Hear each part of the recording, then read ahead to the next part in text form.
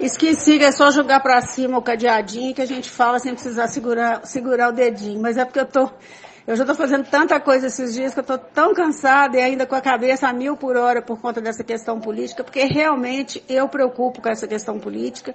Eu acho que todo brasileiro deveria se preocupar, deveria analisar friamente a situação que nós estamos vivendo hoje. O país está um verdadeiro caos econômico, social, político, né?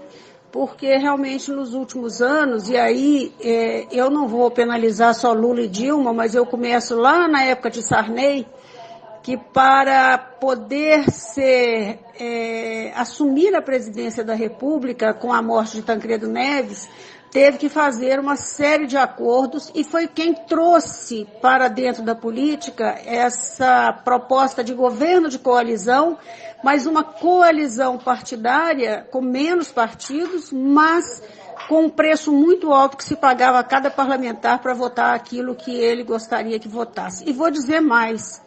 Na época, meu ex-marido era prefeito no interior e toda vez que ele ia a Brasília, ele voltava com um cheque. Mas ele voltava com um cheque, mas sabendo que pelo menos 30% ele tinha que devolver para Brasília, porque tinha um esquema do Sarney pesado lá em relação a isso. Então, esse esquema, esse sistema de corrupção, ele existe efetivamente institucionalizado desde o governo Sarney.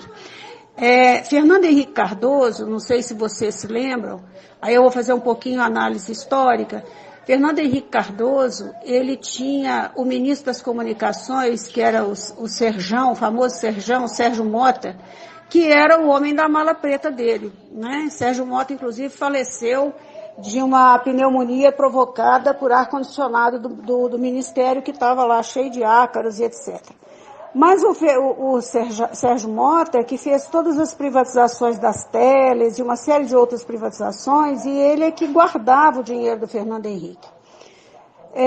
Quando o Sérgio morreu, o dinheiro do Fernando Henrique estava todo na mão da mulher do Sérgio Mota, chamada Vilma Mota.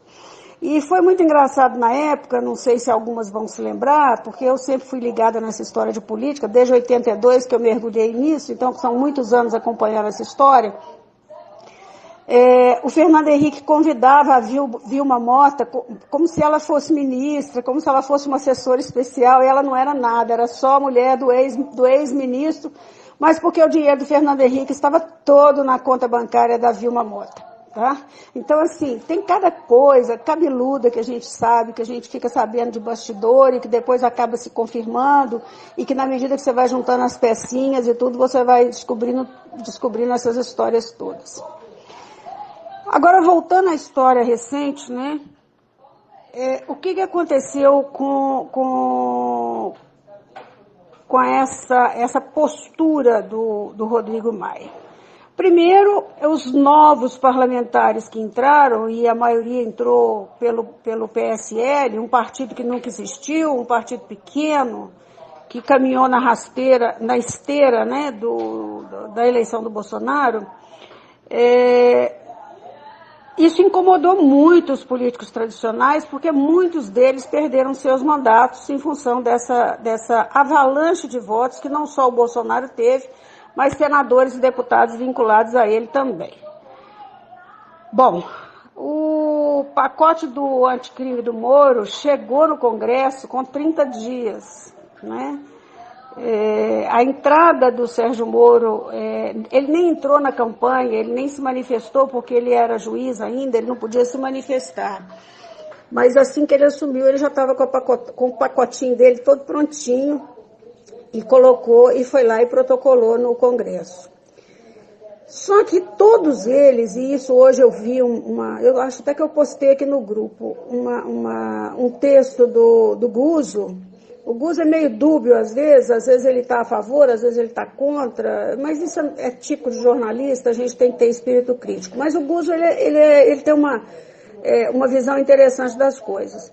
E ele falou o seguinte, ele falou, olha, quando o pacote anticrime chegou, bateu exatamente na mesa do Rodrigo Maia. O Rodrigo Maia é filho do César Maia, é genro torto do Moreira Franco, é esquema político do Michel Temer, né?